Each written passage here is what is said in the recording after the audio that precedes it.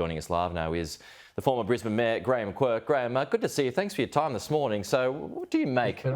Just to elaborate on that point, how you said that you were blindsided by this shadow review. Presumably you didn't know that was going on. What do you think is behind that? Well, clearly, Peter, we were advised that the government didn't have an appetite for a new stadium. They then obviously were looking for Plan B. They knew we were going to be recommending a new stadium. The panel was unanimous in terms of that view.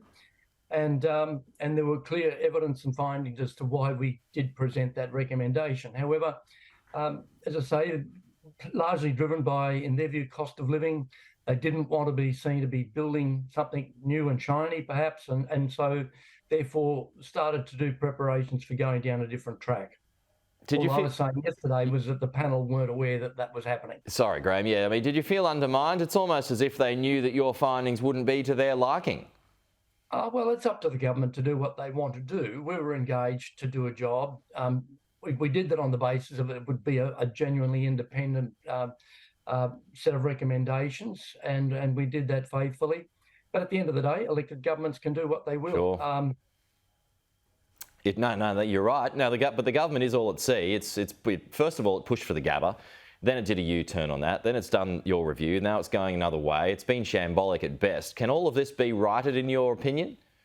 Well, it has to be. That's the reality, because this is a once-in-a-century opportunity that we have. Lots of time people look at the costs. Can I just say that every recommendation that we made as a panel will have a long-lasting legacy for Queenslanders.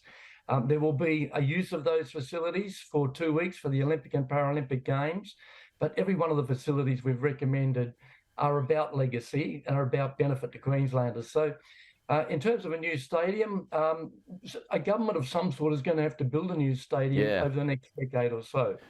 And so that's why we've recommended it. Let's do it in time for the Olympic and Paralympic Games. Yeah, look, I mean, Graham, I grew up going to the Gabba. I also went out to Nathan to watch the early day Broncos as well, but that's another matter. And, the Gabba in particular, it's the icon of Brisbane, southeast Queensland, even Queensland itself. And as you reported, and I read your report, it's reaching the end of its life.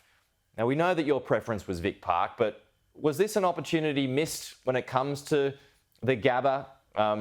Because, as we said there, it's only got, 6-7 years left in its life. Yeah, well, that was our view. You might as well, rather than try and keep patching it up, it's never going to be a Tier 1 stadium, even with a full rebuild. So that's why we felt a greenfield site was the best way to go, to put us up there, make us competitive with the rest of Australia, because we are missing events now. We're missing because of the high costs of servicing the Gabba, and also the just the limitations that it has. So I think, Carl, at the end of the day, Peter, at the end of the day, we need to try and get to a stage where a new facility is in place. But at the end of the moment, the government's got to make that decision. Yeah. Do you hold out hope, just finally here, Graham, do you hold out hope that if a Liberal government or David Crisafulli wins this year, he ultimately goes your way on Vic Park or another route? Well, look, that remains to be seen. The LNP have indicated that they are going to undertake their own review if elected at the end of the year. So let's just wait and see what happens there. But one way or another, the longer things do go on, the more cost is involved. We've seen escalation every year in the construction sector, and that's why hopefully an independent authority now will be able to get on and crash through the business as usual decision-making of government and start to get cracking with some of the facilities we've recommended.